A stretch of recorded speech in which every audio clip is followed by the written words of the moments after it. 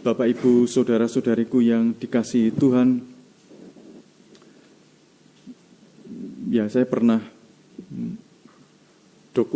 ada tayangan dokumenter tentang bagaimana atlet Cina itu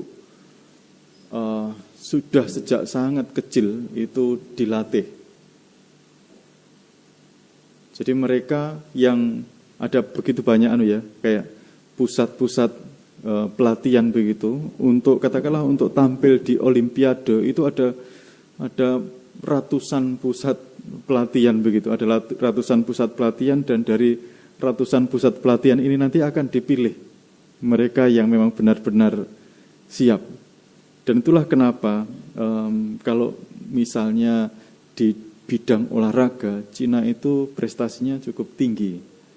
Mungkin akan bersaing dengan Amerika Serikat misalnya gitu. Yang membuat saya kaget itu adalah mereka dilatih sejak kecil ya. Sejak kecil, dan ada satu misalnya ditampilkan ada satu anak begitu, tahap per tahap nanti bagaimana sampai dia nanti berumur 27, mulai dari kecil ya. Dulu dilatih itu sampai nangis misalnya, macam-macam gitu. Dan ketika itu anak-anak ini katakanlah pagi itu akan sekolah biasa, tinggal di asrama katakanlah begitu. Pagi akan sekolah biasa, nanti sore itu langsung ke tempat latihan begitu. Poinnya adalah mereka bisa menjadi seperti itu karena ada pengorbanan. Ada pengorbanan yang besar mereka bisa menjadi seperti itu. Dan ya pengorbanan ini paling enggak anak-anak ini kehilangan, tanda kutip, kehilangan waktu bermain ya. Yang lain-lainnya masih santai-santai, makan es krim, jalan-jalan ke mall, ini anak-anak ini enggak. Anak-anak ini enggak. Jadi ini ada pengorbanan untuk sampai ke tahap yang semacam itu. Enggak ada yang tanpa pengorbanan itu untuk orang-orang berprestasi yang semacam itu. Enggak ada yang tanpa pengorbanan. Mereka harus memilih itu. Memilih walaupun itu pengorbanan, dan mereka harus memilih itu. Dan apa yang dikatakan Yesus di dalam bacaan hari ini itu adalah juga tentang pengorbanan. Ini tentang bagaimana seseorang itu bisa menjadi berkenan kepada Tuhan. Dan untuk menjadi berkenan kepada Tuhan, mereka harus memilih.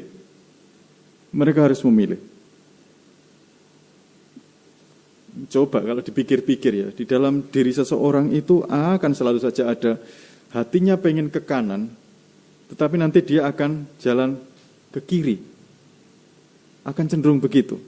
Tangannya yang satu pengen menyembah, tangannya yang lain pengen memukul. Selalu begitu. Anda pasti merasakan itu.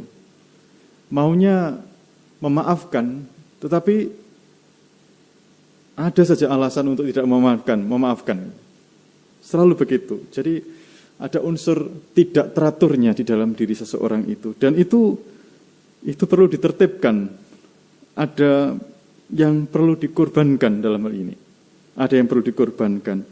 Dan maka Yesus tadi menunjukkan gambaran-gambaran yang tidak perlu diartikan secara harfiah. Tadi misalnya kalau ini yang kanan ini menyesatkan, ya sudah, dibuang saja misalnya gitu.